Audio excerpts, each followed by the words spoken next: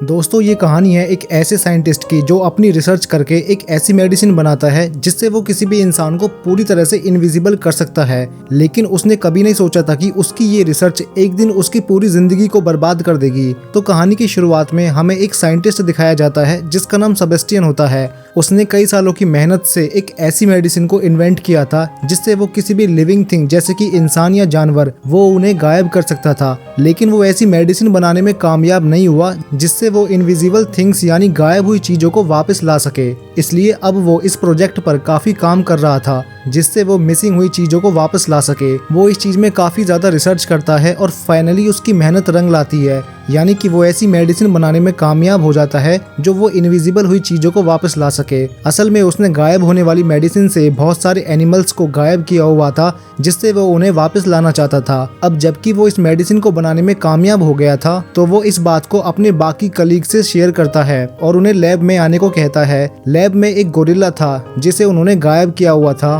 वो लोग उसे काफी मेहनत करके पहले तो बेहोश करते हैं, फिर वो उसे बेड पर लेटाकर उसके हाथ पैरों को बांध देते हैं और फाइनली वो उसमें मेडिसिन इंजेक्ट करते हैं जो कि सेबेस्टियन ने बनाई थी गायब हुई चीजों को वापस लाने के लिए। जब वो उसके अंदर मेडिसिन इंजेक्ट करते हैं तो उस गोरिल्ला को काफी डिफिकल्टीज का सामना करना पड़ता है क्योंकि उसकी हार्ट बीट बढ़ जाती है और उस गोरिल्ला की हालत देखकर ऐसा लगता है कि शायद वो अब मर जाएगा। वो सभी उसे बचाने की पूरी कोशिश करते हैं। वो उसके हार्ट को शॉक देते हैं जिससे उस गोरिल्ला की हार्ट बीट नॉर्मल हो जाती है और धीरे धीरे उसकी पूरी बॉडी स्टेबल होने लगती है। थोड़ी ही देर में गोरिल्ला पूरी तरह से अपनी बॉडी में वापस आ जाता है। जब वो ऐसा करने में कामयाब हो जाते हैं तो वो सब काफी खुश होते हैं क्योंकि उनका एक बहुत बड़ा एक्सपेरिमेंट कामयाब हो गया था। लेकिन यहाँ हमें पता चलता है कि ये सारे एक्सपेरिमेंट मिलिट्री के लिए हो रहे थे और उन लोगों की मिलिट्री ऑफिसर्स के साथ एक मीटिंग होती है जिसमें सेबेस्टियन झूठ बोल देता है कि अभी तक उसने कोई सक्सेस हासिल नहीं की है, इसलिए वो उनसे थोड़ा और टाइम मांगता है। तो मिलिट्री ऑफिसर्स उसे कहते हैं कि तुम पहले ही बहुत टाइम ले चुके हो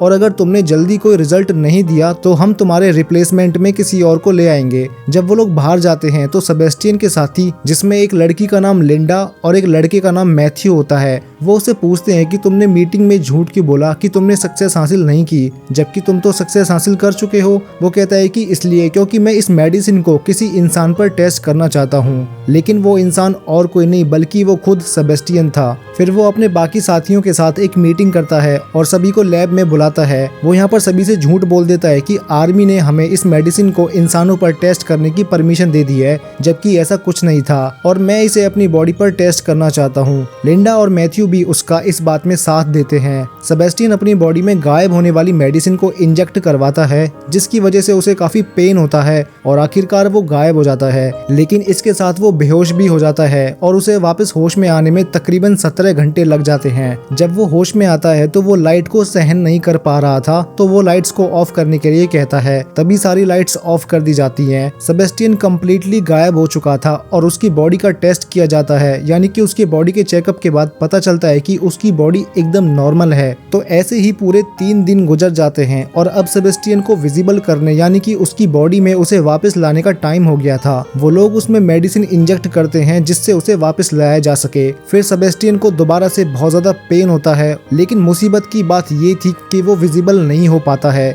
और उसकी हालत पहले से भी नाजुक हो जाती है। वो अपनी मौत के बहुत करीब था। अब क्योंकि उन लोगों के पास कोई रास्ता नहीं होता है तो वो सेबेस्टियन को एक मास्क पहना देते हैं ताकि वो सब उसे देख सकें और इस बात को लेकर सेबेस्टियन काफी गुस्सा हो जाता है। उसकी मैथ्यू से बहस हो जाती है। वो उस पर चिल्लाकर कहता है 10 दिन से जितना तुमने मुझे पेन दिया है वो सिर्फ मैं ही समझ सकता हूँ। अब क्योंकि सेबेस्टियन विजिबल नहीं हो पा रहा था तो उसकी मेंटल स्टेट भी खराब होने लगती है। इतने दिन से वो इनविजिबल था और काफी परेशान भी, इसलिए वो वहाँ से जाना चाहता था और एक दिन तंग आकर सेबेस्टियन लैब से बाहर चला जाता है और सीधा अपने घर जाता है। वो घर आकर अपने एक पड़ोस की लड़की को देखता है जिस पर वो पिछले कुछ सालों से नजर रख रहा था। फिर सेबेस्टियन अपना मास्क उतार देता है और उस लड़की के घर की डोरबेल बजाता है और जब वो दरवाजा खोलकर देखती है तो वहाँ पर कोई भी नहीं होता है। क्योंकि सेबेस्टियन इनविजिबल था और वो उसके घर में घुस जाता है। लिंडा सेबेस्टियन के घर आती है। वो देखती है कि वहाँ पर उसका मास्क पड़ा हुआ है, जिसे देखकर वो डर जाती है। लिंडा वापस लैब में आती है और अपने बाकी साथियों से कहती है कि सेबेस्टियन हमारे लिए किसी खतरे से खाली नहीं है, क्योंकि वो मास्क के बगैर घूम रहा था और इनविजिबल भी था। लेकिन तभी सेबेस्टियन वहाँ लैब में आ जाता है। लिंडा उसे वार्न करते हुए कहती है कि अगर तुमने आज के बाद ऐसा किया तो मैं मिलिट्री से तुम्हारी शिकायत कर दूंगी। तब सेबेस्टियन भी लिंडा की इस बात पर अग्री हो जाता है, लेकिन अभी भी सबको उस पर डाउट होता है, क्योंकि सेबेस्टियन दिमागी तौर पे बहुत अजीब बिहेव कर रहा था। और वो लोग डिसाइड करते हैं कि वो हर वक्त सेबेस्टियन पर नजर रखेंगे। हालांकि सेबेस्टियन इनविजिबल होता है, लेकिन उस लैब में एक ऐसा कैमरा था जो उसे इनविजिबल होने के बाद भी देख सकता था, और इस बात का सेबेस्टियन को भी पता था कि उस पर नजर रखी जा रही है, जिसकी वजह से अब वो इस लैब से बाहर नहीं जा सकता था। और इसलिए वो कैमरे की सेटिंग्स को खराब करके पिछली कोई रिकॉर्डिंग को प्ले कर देता है, जिससे सबको ये लगता है कि वो अभी भी लैब में है, और ऐसा करके वो लैब से बाहर चला जाता है। उसके बाद वो सीधा लिंडा के घर जाता है। वहाँ जाकर उसे पता चलता है कि लिंडा और मैथ्यू रिलेशनशिप में है। ये जानकर उसे बहुत गुस्सा आता है, क्योंकि वो लिंडा को लाइक करता था। गुस्से में आकर वो उसके घर की विंडो का ग्लास तोड़ देता है। लिंडा जब बाहर आकर देखती है तो वहाँ पर कोई भी नहीं था। तब उसे डाउट होता है कि कहीं ये काम सेबेस्टियन का तो नहीं, और वो ये बात कंफर्म करने के लिए लैब में कॉल करती है। लैब में जो आदमी होता है वो लिंडा को बताता है कि सेबेस्टियन यहीं पर है, क्योंकि अभी भी वहाँ पर वो पुरानी वीडियो फुटेज चल रही थी जिसमें सेबेस्टियन बेड पर लेटा हुआ था, जिसकी वजह से वो समझता है कि सेबेस्टियन यहीं पर है, लेकिन वो वहाँ पर नहीं होता है। सेबेस्टियन जब लैब में वापस आता है तो वो काफी गुस्से में था। वो वहाँ पर एक डॉग को मार देता है। अगले दिन जब एनिमल डॉक्टर जानवरों को खाना देती है तब वो देखती है कि एक डॉग मरा हुआ है, और वो इस बारे में सेबेस्टियन से पूछती है कि कहीं तुमने तो इसे नहीं मारा। इस पर सेबेस्टियन कहता है कि मुझे इस बारे में कुछ नहीं पता। ये बात कंफर्म करने के लिए वो सारे वीडियो फुटेज चेक करती है, लेकिन उसे कुछ भी पता नहीं चलता है। रात को फिर से सेबेस्टियन लिंडा के घर पर जाता है। वहाँ पर लिंडा को सेबेस्टियन की प्रेजेंस का एहसास हो जाता है और उसे शक होता है कि वहाँ पर जरूर कोई ना कोई है, और इस बार वो खुद लैब में जाकर चेक करती है तो उसे पता चलता है कि सेबेस्टियन उन्हें पागल बनाने की कोशिश कर रहा था, क्योंकि सेबेस्टियन वहाँ पर नहीं होता है। तब वो डिसाइड करती है कि वो ये बात अपने सीनियर डॉक्टर को बता देगी। लिंडा और मैथ्यू अपने सीनियर डॉक्टर के पास जाते हैं और उसे ये सारी बातें बता देते हैं। ये बात सुनकर उस डॉक्टर को काफी गुस्सा आता है। वो लिंडा और मैथ्यू को इस प्रोजेक्ट से हटा देता है। उन दोनों के जाते ही वो सीनियर डॉक्टर इस बात को अपने ऑफिसर्स को बताने लगता है, लेकिन वो फोन डेड हो गया था, और तभी वहाँ पर सेबेस्टियन पहुंच जाता है। वो उस डॉक्टर को पानी में डुबाकर उसे जान से मार देता है। अगले दिन सेबेस्टियन वापस लैब में आता है। लिंडा और मैथ्यू उस सीनियर डॉक्टर की कॉल का वेट कर रहे थे, क्योंकि आज उनकी मीटिंग थी। अब क्योंकि वो सीनियर डॉक्टर तो मर चुका था, तो इसलिए उनके पास कोई कॉल नहीं आती है। तो उसे पता चलता है कि डॉक्टर की पानी में डूबने की वजह से डेथ हो गई है। अब लिंडा डिसाइड करती है कि वो इस प्रोजेक्ट के बारे में सबको बता देगी कि सेबेस्टियन की रियलिटी यानी कि वो इनविजिबल है, ये बात सिर्फ वो लोग जानते थे जो लैब में थे। बाकी और किसी को भी इस बारे में कुछ नहीं पता था। और जब वो कॉल मिलाती है तब उसका फोन भी डेड हो चुका था। डेफिनेटली इसके पीछे सेबेस्टियन का ही हाथ था। फिर वो लोग वहाँ से बाहर निकलने की कोशिश करते हैं, लेकिन कोई भी डोर ओपन नहीं हो रहा था, क्योंकि सेबेस्टियन ने सारे डोर्स के कोड को इनएक्टिवेट कर दिया था, और वहाँ पर सिर्फ सेबेस्टियन का कोड ही एक्टिवेट हो रहा था। वो लोग डिसाइड करते हैं कि चाहे कुछ भी हो जाए वो लोग सेबेस्टियन को पकड़कर ही रहेंगे, क्योंकि अभी भी वो लैब में ही था। उनमें से एक लड़की जिसका लैब में कुछ रह गया था वो वापस उसे लेने जाती है, तो सेबेस्टियन उसे मार देता है। उन लोगों को ये बात पता चल गई थी कि सेबेस्टियन उन्हें एक एक करके मार डालेगा, क्योंकि वो नहीं चाहता था कि किसी को भी उसकी रियलिटी पता चले। लैब में एक ट्रेसर की हेल्प से वो सेबेस्टियन की लोकेशन को ढूंढ लेते हैं, और वहाँ पर उसे पकड़ने के लिए दो लोग जाते हैं, एक मैथ्यू और एक उसका फ्रेंड होता है। वहाँ पर सेबेस्टियन मैथ्यू के फ्रेंड को इंजर्ड कर देता है। मैथ्यू सेबेस्टियन पर फायरिंग भी करता है, लेकिन उसे कुछ भी नहीं होता है। लेकिन वहाँ पर उसकी शैडो नजर आने लगी थी, इसलिए वो वहाँ से भाग जाता है। मैथ्यू के फ्रेंड का काफी खून बह चुका था और उसे ब्लड की जरूरत थी, तो लिंडा की एक फ्रेंड ब्लड लेने जाती है, लेकिन सेबेस्टियन भी वहां पहुंच जाता है और उस लड़की को मार देता है। इतनी ही देर में मैथ्यू का फ्रेंड भी मर जाता है। अब वहां पर सिर्फ 3 लोग जिंदा बचे थे, एक लिंडा, मैथ्यू और उनका एक फ्रेंड। अब वो लिंडा की फ्रेंड को ढूंढने जाते हैं जो कि ब्लड लेने गई थी, और उसकी बॉडी उन लोगों को एक फ्रीजर रूम में मिलती है। लिंडा और मैथ्यू के अलावा जो लड़का बचा था, सेबेस्टियन उसे भी लोहे की रॉड से मार देता है